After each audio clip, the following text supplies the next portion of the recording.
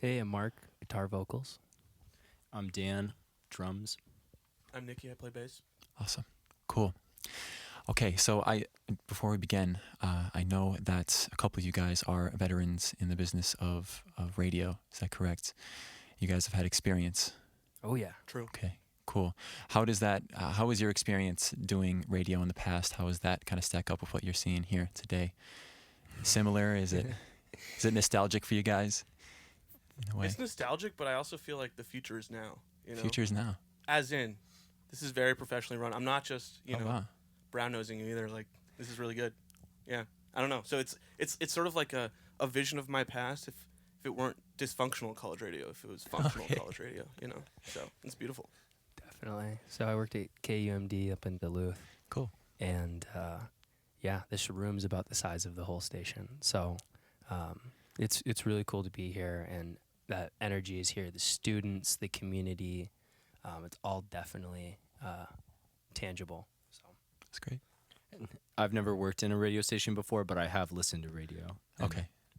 That's all I can say right And now. you're a fan? You're Yes, a fan of I'm radio? a fan. I'm a Radio fan. is a great Yeah. thing. Huge radio fan. Yeah. Big radio fan. Okay, cool.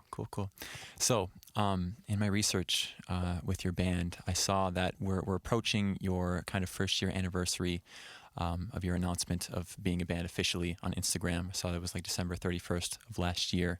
heck Yeah, it's crazy, isn't it? Does it feel like it's been a year? Does that feel about right? Yeah, it's been kind of a wild year. I mean, Is it? So Yeah. we kind of got together and started making music like with that summer at some point, probably like July or somewhere in there. Okay. And then like a year later to be playing shows and like have recorded music and stuff is kind of wild. Like Yeah. to be here right now feels very surreal. Yeah. So Cool. What was like that moment in which you guys were like, yeah, we should make this official. I like this sound. We got to get it out there. Definitely. I mean, Dan and I we went to school in Duluth together, and both of our last semesters, or the tail end of our time up there, we started playing in a garage, just him and I, Cool. in Superior, and that's kind of the roots of it. And so, like, in my eyes, we were already kind of like a band, and and then our friend Patrick, our initial bass player, came along, and it just made sense to do it. Totally. It just totally made sense. Everything clicked. We were really chugging along and cranking out a lot of songs, and we're like, well, the only logical next step is we start a band name. It's named after my cat. So Oh, really? yeah, Psylo. That's a great name for a Yeah. cat. definitely. I like that. What is it about like the trio aesthetic that kind of like complements your sound, your unique sound? so this is maybe a bad answer, but I think we all just like to get lost in playing our instruments. Cool. Like I think there's something to be said about that if we had another musician in the band, there wouldn't be like enough space for it. Totally. Because we all just play busy enough parts that it fills the room. And so I think it lends really well to being a three-piece. Yeah. One thing I noticed too is that you guys are very tight rhythmically. Like the stuff that we just heard, I think there was a lot of really cool rhythmic intonation in there, and like just the three of you guys being locked in together. That was really impressive to see. But yeah, Yeah, thanks. totally. So now we're talking about this 1 year anniversary of your band. I guess it's not officially your 1 year anniversary, it's just whatever. Your first show in April. That's correct, right? April 9th was That your sounds first show. about right, yeah. You're like okay. Nardwar. I know. This is my This Nardwarian is crazy. research. April 9th, you guys played with Airship Caravan, Killing Spree, And Green. Green. Yes, and there Yeah. was one more. Mint Vintage as well. They dropped that night. Oh, they dropped. Yeah, they had Yeah. to drop, and Paul Serrar filled in. So that was. Oh, I cool. think That was a good yeah, show. that was Cool. a good. That was a good gig. That was a good first one. And it was at the Shoebox, right? Yes, it was. Which yeah. is, can you explain what the Shoebox is? It's for a listeners? house venue. So one of the, I went to school for math at UMD in Duluth, and one of my friends in the department there, he played in a band that I would go see and play shows with sometimes. Okay. And when I moved to Minneapolis, he just kind of cued me in that they had a house venue, and Yeah. there's a basement Awesome. that they kind of host shows in. So Yeah. One thing I want to talk about with you guys is kind of the culture of house shows in Como. Is it in Como, the Shoebox? Because I feel like Como specifically has kind of a vivid or a lively. I don't think the Shoebox is quite in Como. It's but not? Yeah, Okay. we've played a few. houses that are kind of in Como neighborhood, I Yeah. think. So Well, I guess just in the cities in general, what do you kind of have to say about the house show culture, and how is it kind of unique to this city and its sound? Yeah. I mean, it's where the scene lives, I Yeah. would say. That's house shows are incubators, Yeah. literally. Like, they're super hot and sweaty, Mhm. and like you inoculate. Yeah, set the you scene for me. What's inoculate- it like in there? You inoculate a band, and it just starts to grow in a beautiful Yeah. fungus-like way. Totally. And no, seriously, like there are so many awesome basement venues here. There are ones that are popping up. There's ones in previous history that are notorious. Yeah, That totally. are now gone. So it's like there's so much history behind it, and there's so much energy that goes into a basement show. You find new bands you really like, and they stick with you. And like on a banal structural level, everyone has to have a basement, you know, True. for I mean, tornadoes. you're right. Like, I- you know, I- other parts of the country, I'm an outsider, okay? Like, I came here from Totally. far away. That's actually a great point. Yeah, the it's like Midwest. everyone- you got to have a basement. Exactly. If you're living in a house without a basement in the Twin Cities, figure your stuff out. 'Cause, Yeah. you know, that's bad. True. Got to have one. And I feel like, especially for like college students too, it's usually like a bunch of kids packed in one big house, and usually like the basement is it's pretty good size, so you can pack some people in there. Although it's still relatively uncomfortable, kind of like sardines in a can. But that's part of the beauty of it, isn't it? Though I it's think just so, yeah, yeah. like you said, fungi. I think that like the fungus is a great way. To it's sweaty. It's a little nasty, but like in a good way. You know. totally. Yeah. Cool. yeah, one really cool thing about basements too is that it's not like there's any kind of business being run behind it. Yeah, Like totally. it feels good to be in a room where everyone's there to either make music or to like be present for music being made. So Exactly. I think that's like the sign that a scene is doing well is Yeah. when you've got a space like that people show up for, and it's got like kind of a reverence to it, I guess. I like it. Yeah. Cool. So I got a little taste of it today, but what kind of like energy do you guys bring to your live shows? Like what do you want to convey to the public in terms of your like visual presentation when you're up there on stage? It's kind of a constant work in progress. You know, I think you have to really bring it as a three-piece. Yeah. You know, none of us can really be too stationary. But end of the day, you know, it's constantly evolving, and I would say just come and see us and find out. You have any That's shows kind coming of up? a at all? cop-out answer. That's not, look, Come if on. I'm not moving, this is what I say. I had a really hard part to play. And then if I was moving, you know, it's just like I like bass. It's true. You know? So, yeah, I don't know. I think we bring it to the extent we can while not messing up. True. Yeah. But yeah, no, I mean, what he said too, you know, come see us play. It's a mystery. Yeah. Totally. I guess I don't have that many options behind the drums. I'm just kind of there. So Yeah. But So you can I'm- get that I'm mean present face there. though. Do you have like any facial expressions that you're making? yeah, none that I've practiced. Okay. So yeah. What about the other band members? You guys observe anything about your drummer in terms of his facial Oh no. expressions? Yeah. No, I mean, Dan's a pretty calm dude most of the time. But when you put him on the drums, he's kind of just gets a little unhinged. He throws his sticks when he gets upset sometimes. Yeah. That is true. Yeah. Yeah. There is one show we played where someone came up to me afterward and they said, "I could tell you were going through it." Damn. And he broke Is the that a bass compliment or is drum. that? He broke the bass drum Oh, at yeah, the last last show. Oh show. yeah, we played a house show recently and the bass drum head broke. So Okay, we that's passive voice. Well, it's not passive voice, but he kicked it so hard the head broke. yeah, I guess I go. said we. I broke their bass drum and Yeah. I feel terrible about it. No, it was But- cool. Formal apology on the airwaves. That's nice. It's nice Yeah, of you. please. People who own the House of Pain, thank you for hosting us. Kyle and I am Jade. so sorry that we broke your bass drum head. I will be haunted You forever. broke it and it was cool. Okay, stop saying that.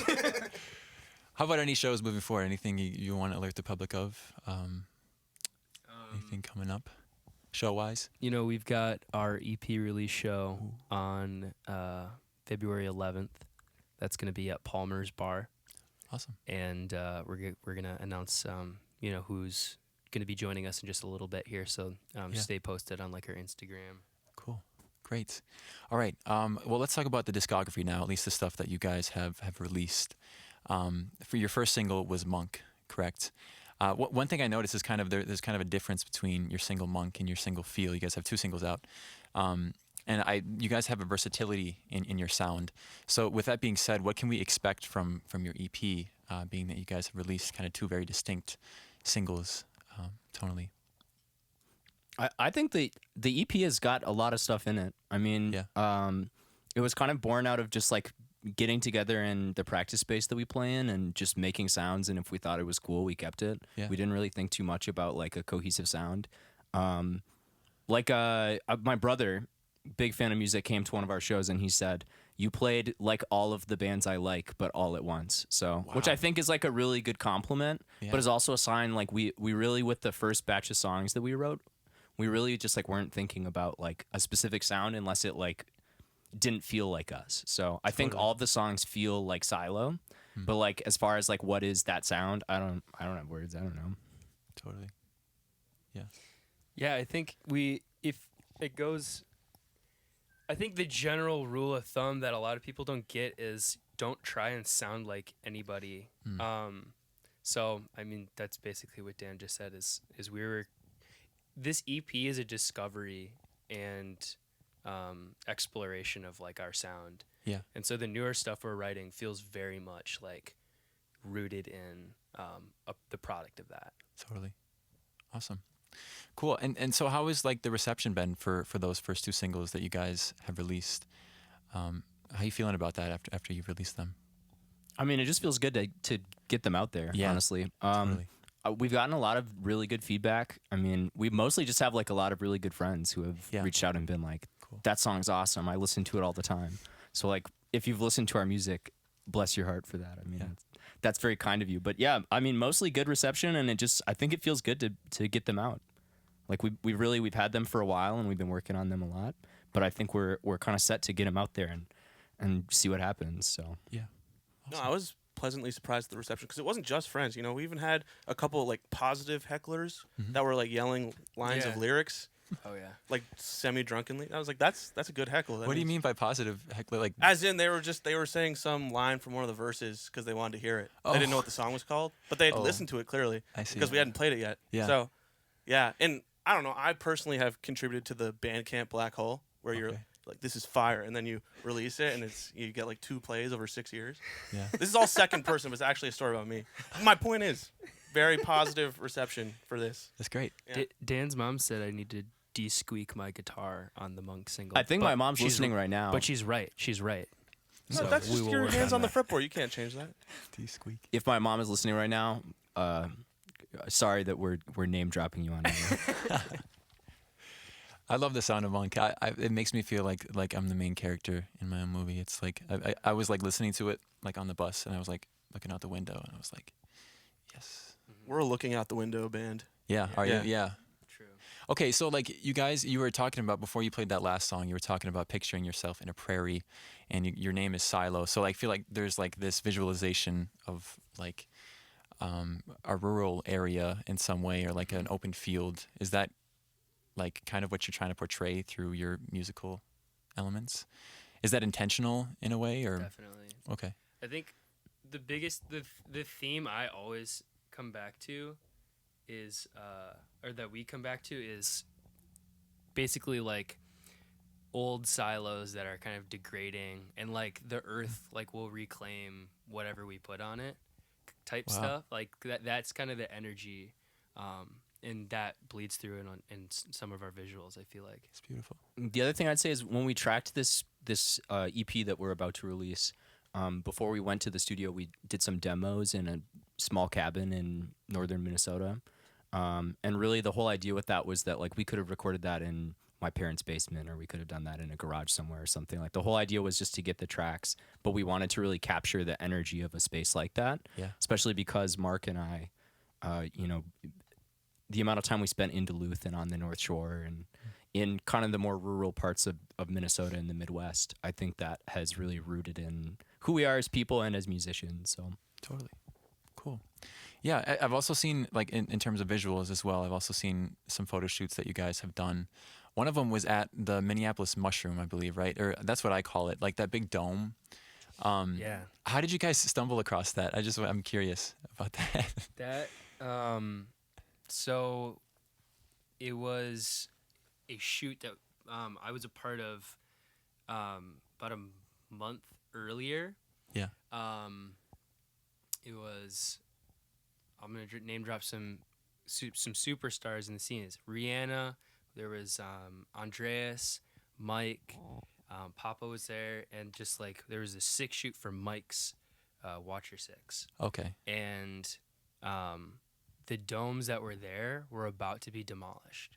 So Yeah, because they're gone now, right? They're gone now. Yeah. So we were there about 7 or 10 days before they took them down, and we were like, we got to do it. We were there and we got kicked out by the people that are like, they're taking these down. So like, yeah, that was where that was at. That would be a sweet spot for like a music video or something. Oh, too bad it's gone Yeah. now. But like the acoustics in there. Yeah, that was would be crazy. great. Yeah. It didn't smell good though. That's No. what I'll say in defense of demolishing it. Not that you have to defend demolishing it, but it did not. It really smelled Like bad. manure or what? Like What? like manure? What No, more Oh. like number one. You know? Oh. Yeah. Just Okay. like some people were just Well, going. we don't that have to was get into yeah, that. just going to the bathroom. Yeah. There's also, so we were taking photos and then this car pulled up and we thought they were coming to tell us to leave, and it was some guy who came and said, I want to drift my car in here, is that okay? And then he pulled his car in and started drifting it, and like, It was sick. yeah, it It was was like donuts. it was kind of a lot. Yeah. And then we Cool. got kicked out. Awesome. Well, also along the lines of visuals, we were kind of talking about this before you guys went on air, but that shoot of you guys all in the water with the Psylo and stuff. So that's awesome. But why is like the pairing of like physical visuals with your music important to you guys? Like, what does that relationship do? I mean, part of it is just that we like visual art. Yeah. That we have a lot of friends that shoot photos, that paint, that make things, and we just have like so much respect for that and appreciate it so much that it's like, why not tie our friends in and tie in the art they make. Yeah. But then also I think it's like when you put something out there like music, one of the things that people, I don't know, it's almost like a feeling they get from looking at the cover art. They can tell like, oh, this is a nighttime song, or oh, this is a daytime song. Like there's all sorts of things you get from the way that it's packaged and the way Right. you receive it. Totally. Mostly though, we just have fun and we have friends that make cool art. Like our friend Tony made the sculpture that was floating in the water that we got a picture with, and like it just was kind of a fun experience to have him make that for us and be able to go shoot with him. Cool. He also did the cover art for one of for Monk, Okay. and then he's done the cover art for the EP as well. Yeah. Brilliant mind. He was a Duluth cat too, Oh, cool. and it totally just fell into place. I think his style really captures the feeling of this project specifically. So did he do the work for your upcoming EP? Yes, And have you released that, or is that Psylo picture it's for that? it's on merch that we've sold, but Oh. it's not online. Okay. So some people have seen it, most people have not. Cool. You'll have to go to a show when you guys are selling merch to see it. If you want to see it. Exactly. They have awesome visuals, so I would recommend that. Cool. Let's just talk about songwriting for a little bit. I'm very curious what your process is like. Do you do melody first? Do you do lyrics first? Who's responsible for all these elements? Yeah. I think it's so much of a collective effort at this point where it's very spur of the moment. It's like, oh, record this quick, Nikki. I'm like playing something, otherwise it's gone. And Okay. so we just kind of just like tap into the universe, and like who knows what it is, but we just kind of roll with it and then all work cohesively. on it. Awesome.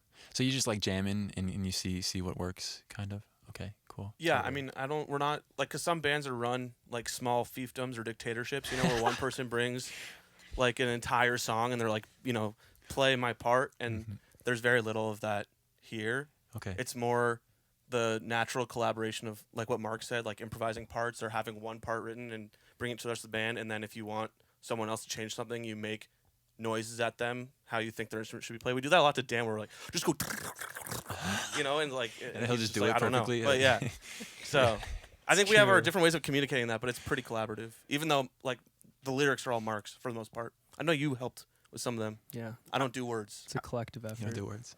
Yeah, I was gonna say. So usually it starts from we have a practice space that's pretty messy and hectic, as practice spaces are. Right. And we get together and we make some sounds and we get a a phone recording or something of it so that we don't forget it. Totally. And then oftentimes, especially with the songs on this EP that's coming out, Mark and I would get together, sometimes with Pat, sometimes with Nikki, and just like hang out at one of our apartments and spend some time just like thinking about the song a little bit. So sometimes that would be about lyrics or about like what is it missing, but always coming from either like a collaborative space or someone would work on something and then bring it and then figure out how to work together on it. Awesome. Yeah. What's kind of like if you have one, like the lyrical theme of this next project? Is there something specific that kind of motivated the writing for many of these songs, or is it all over the place, just whatever came to mind? What do you think? So I wouldn't say like, I don't know if there's an overarching theme across all of them. Yeah. Really, a lot of it is trying to capture energies. Okay. So Monk, which you mentioned earlier, one of the singles we have out, came from a place of Mark sitting with his guitar outside by the river. Am I right about that? Yeah. And there's like a very specific place that is what Monk is, like a spot. Oh. So I think that not all of our music is rooted in something like that, but a lot of it just comes from like a place and time, a feeling, Yeah. more so than trying to communicate like an overarching message. For sure. So. Okay, cool. Who is Monk, or what is Monk to you? I was curious about that. I was thinking like Thelonious Monk, like It's a Monkfish. chipmunk. Like, oh, chipmunk. Yeah. Really? It's like apostrophe monk, right? So Yeah, it's chipmunk. basically like it's a meditation on death where Oh, wow. you're a monk on this rock and then like a chipmunk kind of snowballs a pebble into a stone and then it takes you out and you're like, what? Huh? It's kind of punny like that too. It's a Yeah. wait, so monk, human monk, Yeah. chipmunk, but the chipmunk kills you with the pebble. Exactly. Yep. So there you go. Whoa. Yeah. Double monk. Layers. Double Should monk. have been called double monk. I love that. Monk squared. Monks. Ooh, I like that better. Yeah. That song has like a whole new meaning to me now. Like Yeah. I'm picturing that imagery in my head. Cool. We've got a video coming out.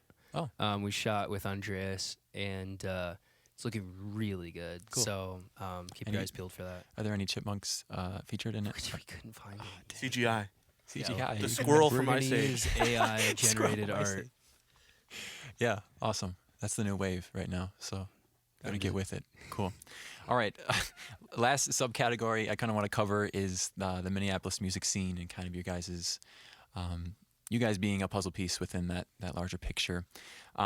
So from your perspective, what does Minneapolis sound like, and then where do you fit in within Minneapolis? Man.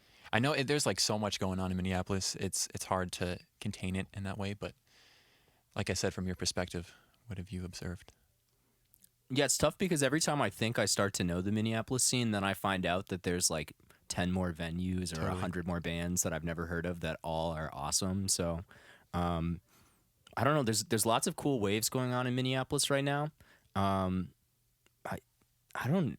That's a really tough question. Yeah, I think it's the like the Minneapolis scene is the product of where we are. Like, we really are like the spot in the Midwest. Right. And a lot of people come here from all over the Midwest with similar experiences and, connection to nature. And like, there's more room to breathe out here, I think. Yeah. End of the day, what you're looking at is, as, widespread and like various a music scene as like a Los Angeles or a New York or wherever. But, we have the winters to hunker down and really focus on our music. Yeah. And I think here, a lot of people don't want to be in a band just to be in a band. They want to make music. So I think that's what makes us special is like we're really honest with ourselves as musicians in Minnesota. Wow. Cool. That's a great answer. Yeah, I totally agree with you. We were kind of talking about this earlier too, where like just the environment of Minneapolis breeds a certain kind of culture with the house shows and with, I don't know, like environment does kind of inspire the sound that is created. So totally. Yeah. Are there any local bands that you guys like want to shout out that you've really enjoyed working with in the past? Well, I mean, working with. yeah, working with. I don't know. I mean, not working, but like playing with, like on the same bill or like whatever. I guess so. This house show that we played, where I broke the bass drum, Yeah. which I will own up to now. 12th House Sun was who opened for us for They're that show. so Have they played sick. here yet? You need to get them here. Yeah, you need to get them Let's here. get 'em in. That's a Get 'em in. great band. Yeah. They're 12th House really Sun. good. So sick. Okay. There's tons of bands though. I mean, gosh, we played with like Odd Prospect. We played Odd with Green. Prospect, We played. I mean, we could name Green. drop like. A million different bands. I mean, who I think, can I take this in a different direction? Like, who Take are it. we excited about Totally, in the yeah. scene? Yes. I freaking love Lapdogs. Yeah. I love Mike Coda. I love, obviously, Hard to Gold. Any band Joey Hayes is in. So, like, Brunette, Trash Date, and every other band in the cities. And then, like, obviously, like, Why Not and those guys. Yeah. Papa. Yeah, all over the place. Cool. Awesome. What about you guys? I mean, I don't. You like listed so many already. I'm just 12th House Sun. That's Yeah, that's my 12th House contribution. Sun is your Yeah. answer. Yeah. We'll get him in here. We'll get him in. Cool. Nikki, our bass player, also plays in a band called AOGC. They're That so sick. that rocks. Yeah, that's an incredible band.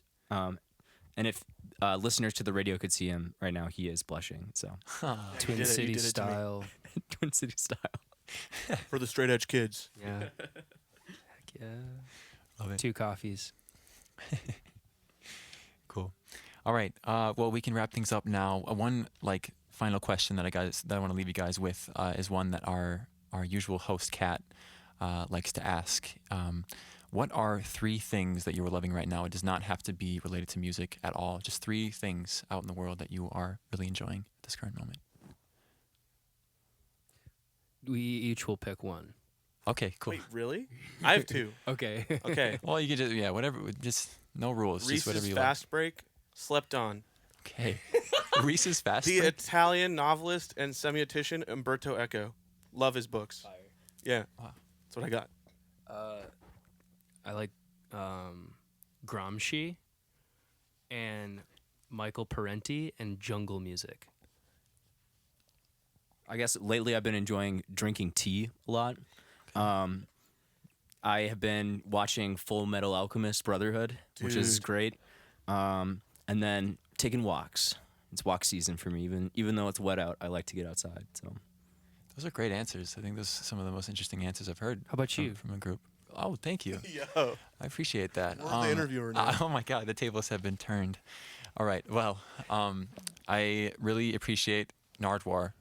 Actually, Dude. Yeah. great guy. Just saw a video of him interviewing Thundercat at like a random record store in Canada, in like his hometown in Canada. Somehow that happened, which is cool. Now that I'm thinking about like similar things, like Andrew Callahan and Channel 5, really like course. that stuff. Fire. It's Did awesome. you go to the live show? I did not. Was he here? yeah. Yeah. Oh, I didn't It know was that. We went Sick. together. It was we can't talk. We Oh, probably what? can't talk about any of it on air, No. Yeah. Wow. but afterwards we should chat. Okay, totally. Wow, I didn't know he was touring. That's crazy. Yeah. And there's a movie coming out. I know about Oh, yeah. that. Yeah. Yeah, that'll be interesting. Also, another thing I'm loving is this place called the Legacy Building. We actually have a shirt right behind you that says Legacy. But good friends of mine, they own this kind of collective space and they host jam sessions, and it's just really cool. So, Sick. That is really cool. Yeah. and that's mine. Thank you for asking me. It's really course. nice of you guys. Appreciate it. All right. Well, this has been Psylo. Anything else you guys want to leave our listeners with?